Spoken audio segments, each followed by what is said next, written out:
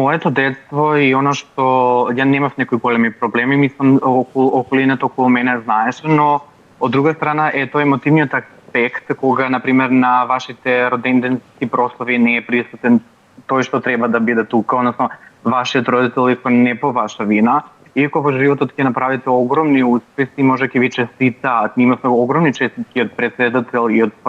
пратеници и од јавни личности, лица кои се на функции, но сепак не добивате честитка од вашиот, да кажам, родител или родител кој што не живеете ако се работи за едно родителско семејство. Конкретно во мојот случај беше повеќе емоционалниот аспект, пошто колку и голем успех да направите, секогаш ќе ви фали онаа честитка, тоа браво за успехот и поготово во оние моменти кои што